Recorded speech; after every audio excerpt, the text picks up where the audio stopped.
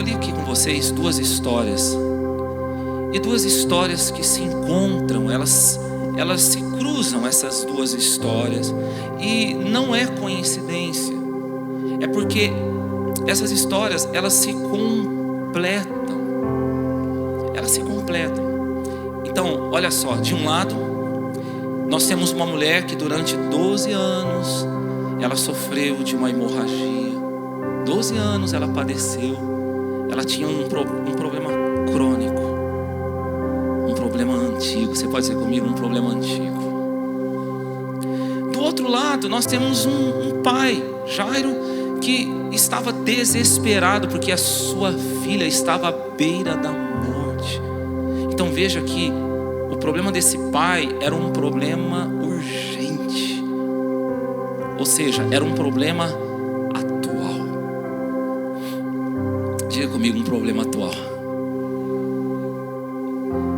E por incrível que pareça, apesar do pai de Jairo ter chegado antes, apesar dele ter um problema atual, um problema urgente, Jesus primeiramente resolveu o problema antigo. E aqui eu começo a pregar para você. Você está comigo aqui? Deus não resolve os problemas atuais sem antes resolver os problemas antigos da nossa vida. Talvez o seu maior desespero aqui hoje é para que Jesus resolva algo atual na sua vida. Talvez esse seja o seu desespero, como o de Jairo. Talvez essa é a sua urgência. Mas Jesus primeiramente resolve os problemas antigos para depois resolver os problemas do presente. Quantos conseguem entender isso? Sabe, primeiro Jesus, ele resolve o que é antigo, aquilo que ficou para trás da nossa vida e nós não resolvemos. Pendências. Tem coisa que ficou para trás, mágoas, ressentimentos, traumas, pecados escondidos, coisas que ficaram para você, talvez está resolvido, mas eu preciso te falar uma coisa: o seu problema antigo só vai ser resolvido quando for resolvido do jeito de Deus e não do seu. Tem coisa que às vezes você acha que na sua vida ficou para trás, está resolvido. Deus fala para você: não, querido, só vai ser resolvido quando eu resolver do meu jeito na tua vida. E não é o que aconteceu com essa mulher. Ela tinha um problema antigo e ela queria resolver do seu próprio jeito. A palavra fala que ela dizia o seguinte: olha, se eu tão somente tocar nas vestes dele, eu serei curada. A Bíblia fala que ela toca em Jesus e ela sente a cura, e ela começa a ir embora. Ela vai se retirando no meio da multidão, e Jesus começa: opa, alguém me tocou. Alguém me tocou. E os discípulos falam: como assim, mestre? Alguém te tocou? Tem tanta gente te tocando, tem tanta gente te pressionando. Não, mas alguém tocou em mim, porque eu senti que de mim saiu poder. E à medida que Jesus vai falando: alguém me tocou, tocou, essa mulher percebe que o problema dela ainda não tinha sido resolvido de verdade. Ela começa a perceber: não está resolvido, eu preciso fazer alguma coisa ainda. Quem está entendendo o que eu estou pregando aqui essa noite? Até que ela se apresenta, e a Bíblia fala que ela conta toda a verdade. E nesse momento Jesus fala para ela assim: filha, pode ir em paz, a tua fé te salvou.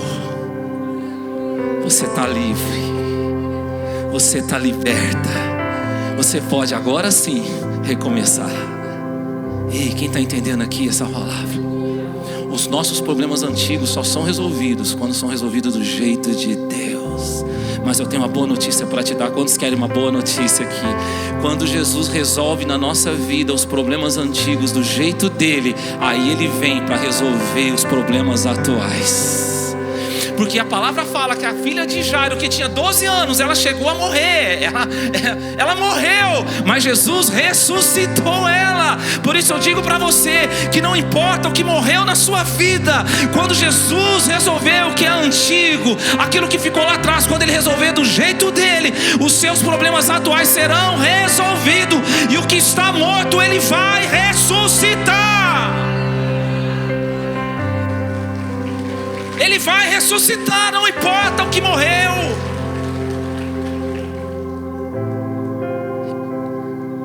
Pega essa palavra aqui.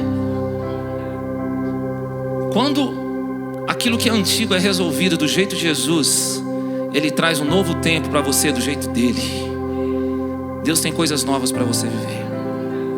Olha para o teu vizinho e fala assim, ó, tem coisa nova de Deus chegando. É sobre isso que eu quero pregar. Quem quer viver algo novo aqui? Quantos querem? Você quer ver o seu problema atual resolvido? Sim ou não? Sim ou não? Amém, vai ser.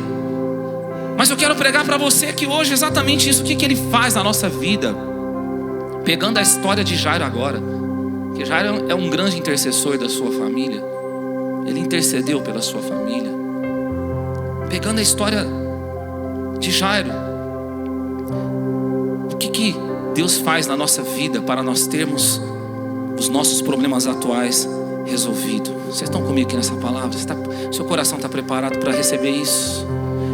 Diga assim, eu quero ver os meus problemas atuais resolvidos. Quem crê nisso? Dá uma glória a Deus aqui. Quem está sentindo a presença do Espírito Santo aqui? Aleluia.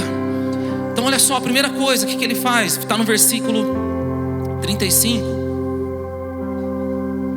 Diz assim a palavra: enquanto ele ainda falava, chegaram pessoas da casa do chefe da sinagoga, a quem disseram, tua filha já morreu, por que ainda incomodas o mestre? Percebendo isso, Jesus disse ao chefe da sinagoga, não temas, crê somente. E não permitiu que eu acompanhasse, com exceção de Pedro, Tiago e João, irmão de Tiago. A primeira coisa que Jesus faz na nossa vida, para nós termos os nossos problemas atuais resolvidos, sabe o que Ele faz? Primeiramente, Ele renova a nossa fé. Vou falar de novo, Ele renova a nossa fé.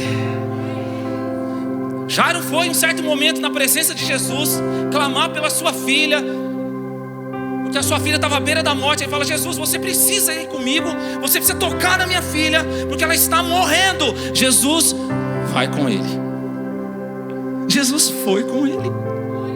Só que quando eles estão indo, chegam umas pessoas lá da casa de Jairo e falam assim, ô Jairo, por que você ainda incomoda Jesus? Por que você ainda incomoda o mestre? Sua filha já morreu. Diante disso, Jesus renova a fé de Jairo. Jesus diz para ele, não temas, crê somente. Sabe, eu não sei se você está entendendo, mas Jesus te trouxe aqui hoje porque Ele quer renovar a tua fé. Jesus quer renovar a tua fé hoje. É por isso que a gente vive igreja, irmãos. Igreja não é uma questão de religiosidade, é uma questão de fé. Porque o apóstolo Paulo fala em Romanos 10:17 que a fé vem pelo ouvir, e ouvir a pregação da palavra de Deus. Porque são muitas notícias que chegam até você durante a sua semana, mas você chega aqui e a palavra de Deus renova a sua fé. Você não vai sair daqui do mesmo jeito. Tem renovo de Deus para você aqui neste lugar.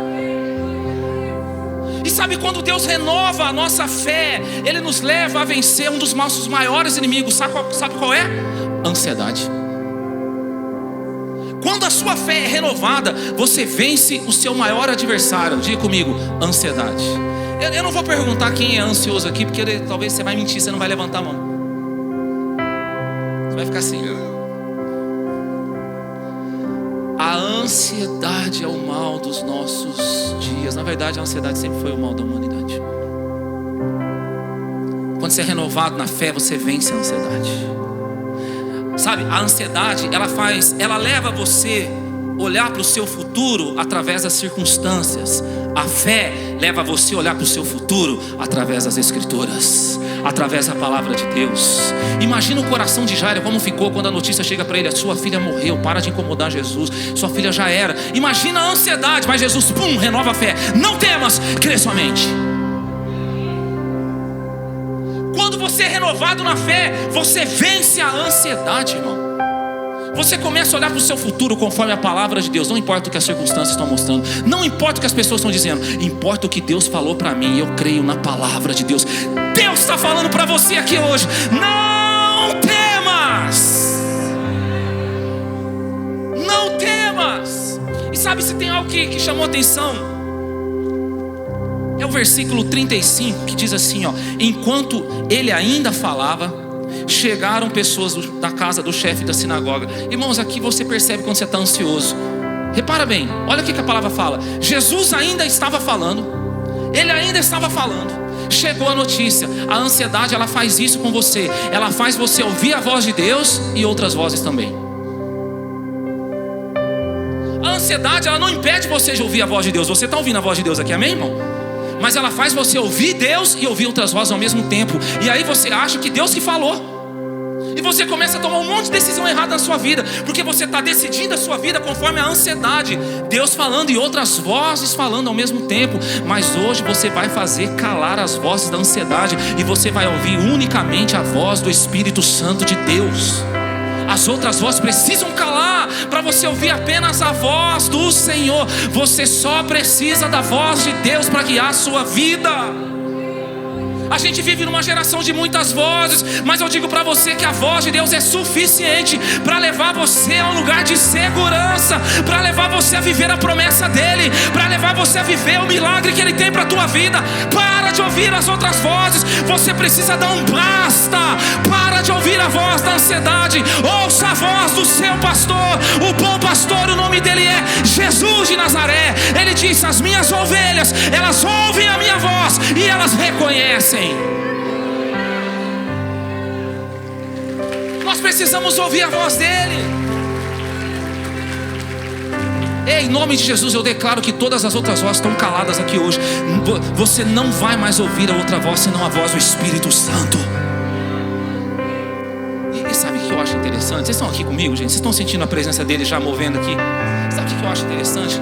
Aquelas pessoas que chegaram com a notícia para Jairo, os fofoqueiros gospel de plantão. Você quer uma dica? Quantos querem saber quando uma pessoa é fofoqueira? Vou te dar uma aula aqui agora, vamos lá. A pessoa chega pra você aqui, ó: olha, sabe, eu preciso te contar uma coisa. Conta. Fofoqueiro não é só quem fala, quem ouve também. Ai, conta. Ai, é isso. Mas vamos orar por essa pessoa. Pelo amor de Deus, vai tomar vergonha na tua cara, filho. Quem está orando não faz fofoca. Mas isso nem estava na palavra. Mas o Espírito Santo está mandando falar. Quem está comigo aqui nessa palavra? Glória a Deus. Sabe o que eu fico indignado? Eles chegam para Jairo: ô Jairo, sua filha morreu. Por que você está incomodando o mestre? Eles tinham todo o direito de chegar e dar uma notícia para o Jairo: as coisas ficaram difíceis, né, Jairo? Mas dar opinião por que ele estava incomodando, dar opinião por que Jairo estava buscando Jesus ainda. Irmãos, eles não tinham esse direito. Deixa eu falar uma coisa para você aqui, querido. Quando você vive na ansiedade, você dá abertura para ouvir opinião. E sabe o que é o terrível? Tem gente que não tem relacionamento com Deus e quer dar opinião em quem tem relacionamento com Deus. A pessoa não tem relacionamento com Deus, ela quer dar opinião em como que aquela pessoa que tem relacionamento com Deus, como que ela tem que viver com Jesus, mas ela não vive com Jesus. Como é que você quer falar para mim como que eu tenho que viver com Jesus se você não vive? Faz assim com a sua mãozinha, ó. Fala com a minha mão, filho. Você quer falar como que eu vou viver com Jesus, mas você não vive? Quando você, querido, preste atenção nisso. Quando você está na ansiedade, você dá abertura para essas coisas. Irmão, nós não podemos, a gente tem que... Diga assim: eu vou vencer a ansiedade hoje, em nome de Jesus. Irmãos, a gente precisa vencer. E sabe por quê? Talvez por causa de uma opinião. Ouça o que eu estou te falando aqui hoje. O Espírito Santo está mandando falar para você. Talvez por causa de uma opinião, você está desistindo daquilo que seria o maior milagre da tua história. Mas Deus trouxe você aqui hoje para dizer a você, para você não desistir. Ele está renovando a sua fé para você não desistir. Ele está falando para você: não temas, crê somente, porque aquele que começou a fazer a boa obra na tua vida, Ele vai terminar. Ei, querido, Jesus chegou na casa de Jairo, Ele vai chegar na tua casa também. Ele chegou na casa de Jairo, Ele está chegando na tua casa, na tua família. A história da tua família vai mudar, vai ser transformada em nome de Jesus. Deus não para as coisas pela metade. Tem coisa na sua vida que você já até desistiu, mas Jesus não desistiu. Ele vai terminar a obra na tua vida. Ele chegou na casa de Jairo, Ele vai chegar na tua casa. E olha só a segunda coisa, quero falar com vocês. Vocês estão aqui comigo, gente? Versículo 38, diz assim: quando chegaram à casa do chefe da sinagoga, Jesus viu o alvoroço dos que choravam, lamentavam muito. Nossa, que povo que ama Jairo, né? E entrando disse-lhe: por que fazeis alvoroço e chorais? A menina não está morta, ela está dormindo. Acho que tem um irmão que entendeu, eu vou falar de novo. Jesus disse: a menina não está morta, ela só está dormindo. Começaram a rir dele. Ele, porém, fez com que todos saíssem. Tomou consigo o pai e a mãe da menina e os que haviam acompanhado. Entrou onde a menina estava. Ei, querida, a segunda chave que eu quero liberar para você aqui. Quem vai ter seus problemas atuais resolvidos aqui? Dão glória a Deus. A segunda coisa que Jesus faz: Ele renova os nossos relacionamentos. Bate a mão na mão do seu irmão e fala assim: ó, se prepara que está vindo coisa aí. Quem está comigo aqui nessa palavra? Irmão, Jesus chegou na casa de Jairo. Tinha um tanto de gente chorando. Não era choro de compaixão. Naquele tempo, naquela época, dentro daquela cultura, tinham pessoas profissionais que eram pagas para chorar em momentos como esse, pagas para chorar no velório. E a prova disso é que quando Jesus fala o seguinte: a menina não está morta, ela está dormindo, começaram a rir, perderam o emprego.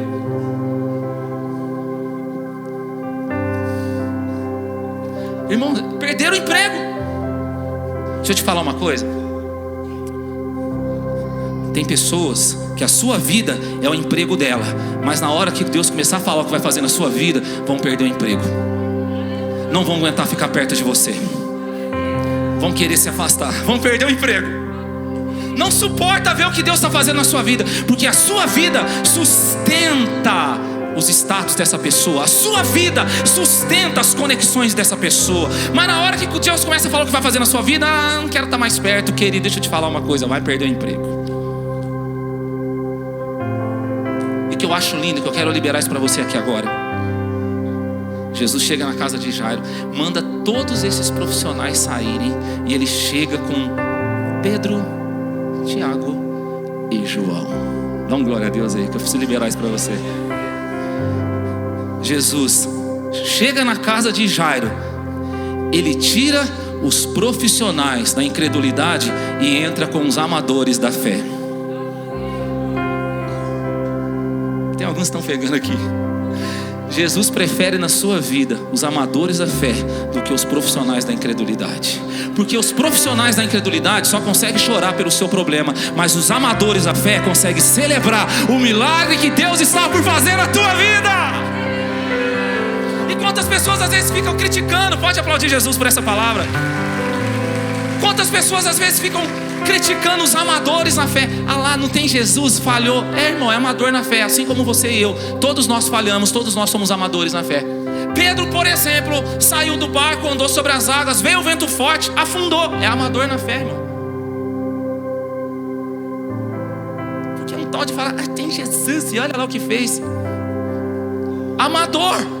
Só que eu preciso te falar uma coisa: Jesus prefere os amadores na fé na sua vida do que os profissionais da fé. Sabe por quê? Quando você passar por uma luta, quando você passar por um desafio, sim, os profissionais da incredulidade não vão poder resolver o seu problema, mas os amadores da fé sempre chegam com Jesus. Porque Jesus diz lá em Marcos 2: eu não vim para os sãos, eu vim para os doentes. os amadores da fé, eles andam com Jesus. Fala pro teu irmão assim: eu estou vendo Jesus na tua vida. Quem está entendendo essa palavra aqui hoje?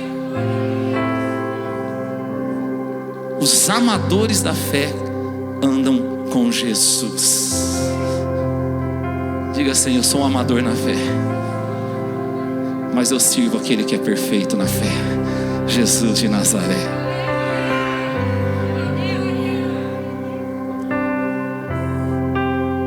Mas tem mais uma chave aqui para nós orarmos. Quantos estão sentindo Jesus aqui hoje? Eu estou sentindo muito forte que Deus vai fazer algo muito lindo aqui. Já está fazendo. Diz assim, versículo 41: e tomando-a pela mão disse: Talita cumi, que quer dizer: menina, eu te ordeno, levanta-te. Então a menina, que tinha 12 anos de idade, levantou-se imediatamente, começou a andar. Todos foram tomados de grande espanto, e ele lhes ordenou expressamente que ninguém soubesse disso, e mandou que dessem de comer à menina. Uau, essa palavra é poderosa. A terceira coisa que Jesus vai fazer na nossa vida, para nós termos os nossos problemas atuais resolvidos, sabe o que ele vai fazer? Ele vai renovar a nossa responsabilidade. Irmãos, presta atenção nisso. Eu posso pregar aqui hoje, vocês vão me amar para sempre. Aleluia. Jesus ressuscitou a menina, fez um milagre e fala para os pais o seguinte: agora alimenta ela. Tem uma mensagem para nós aqui. Qual é a mensagem? Jesus se responsabiliza por ressuscitar o que está morto na nossa vida. Jesus se responsabiliza por trazer o milagre na nossa vida, mas é nossa responsabilidade alimentar de Jesus o milagre que Ele fez na nossa vida. É nossa responsabilidade, é sua responsabilidade alimentar o milagre que Deus fez na sua vida. Quantos aqui já viveram um milagre? É responsabilidade sua. O problema é que nós fazemos parte de uma geração que terceiriza responsabilidade. É na verdade. A gente faz parte de uma geração que gosta de terceirizar responsabilidade. Eu me lembro na minha época de escola, não faz muito tempo isso. Quando chegava o dia da reunião escolar, irmão, meu pai virava para mim e falava assim: hoje eu vou na reunião. Irmão, meu joelho tremia, dava frio na barriga, dava suador, dava tudo que você imaginar. Cara, meu pai vai na reunião hoje. Jesus me ajuda. Hoje mudou. Hoje quem fica com a perna tremendo na reunião são os professores, são os educadores. Mudou tudo. O professor tem que chegar, né, com todo cuidado: papaizinho querido, preciso te falar que o seu filhinho tão lindinho não estuda, por isso ele não tira notinha. Tudo inha, né? É um problemão, mas tudo fica inha. Mudou, terceirizando responsabilidade. E às vezes as pessoas estão fazendo isso para a vida, né? Ai, os meus filhos estão assim porque as pessoas não ajudam. Querido, responsabilidade de alimentar os seus filhos, Jesus, é sua, é seu. É um problema seu. Você tem que alimentar os seus filhos. Ah, meu casamento está assim porque as pessoas não ajudam. É minha esposa, é seu pai. É você que é o responsável por alimentar o seu casamento de Jesus. Eu posso ouvir um glória a Deus aqui? Ah, porque minha vida é profissional. Ah, porque esse funcionário, quem colocou ele na empresa? É você. Ah, porque esse patrão, quem que escolheu? Responsabilidade sua alimentar o milagre que Deus fez na tua vida. É você que é responsável por alimentar todas as áreas da sua vida da palavra de Deus. Passará céus e terra, mas a minha palavra não passará, diz o Senhor. Sabe, querido, mas eu tenho uma chave poderosa para você alimentar bem o seu milagre. Quantos querem alimentar bem o seu milagre? Porque às vezes Deus fez um milagre na sua vida e Ele está com cara de doente. E aí você começa: será que Deus fez? Não, Deus fez, mas você não alimentou, Ele está doente. Não é que Deus não fez, Ele fez, mas você não alimentou ele, ficou doente. Mas você vai começar a alimentar hoje em nome de Jesus, porque eu quero te dar uma chave poderosa aqui. Na verdade, o apóstolo Paulo nos dá essa chave poderosa lá em 1 Coríntios capítulo 10, versículo 21. Quando ele começa a falar da ceia do Senhor, ele nos dá uma chave poderosa. Sabe qual que é? Ele diz assim, ó: ninguém consegue, ninguém pode comer da mesa de demônios e comer da mesa do Senhor. Eu amo porque o inimigo, ele trabalha com a mentira, mas Deus trabalha com a verdade. O inimigo vai dizer para você que tudo bem, você pode comer da mesa dele e você vai continuar comendo da mesa de Deus. Mas Deus fala a verdade para você: não tem como isso acontecer. Ou você come da mesa dele ou da minha mesa. Só que é o seguinte: quando você para de comer da mesa de demônios, da mesa do inimigo, e você se alimenta somente da mesa de Deus, você vai viver o que você nunca viveu antes. Porque quando você se alimenta da mesa do inimigo, você dá acesso a ele, a tudo que faz parte da tua vida. Mas quando você come da mesa do Senhor, Deus dá acesso a você, a tudo aquilo que Ele tem para você, a tudo aquilo que pertence a Ele, todas as bênçãos que Ele tem para você. Vou melhorar isso para você, querido. Você vai melhorar em nome de Jesus. Você vai entender essa palavra aqui essa noite. Quando você se alimenta da mesa do inimigo, você vai comer do pão que o diabo amassou. Mas quando você se alimenta da mesa de Deus, você vai comer do pão que amassou o diabo na cruz, Jesus de Nazaré. Ele diz lá em João capítulo 6, versículo 52: eu sou o pão vivo que desceu do céu. Aquele que se alimentar de mim viverá por meio de mim.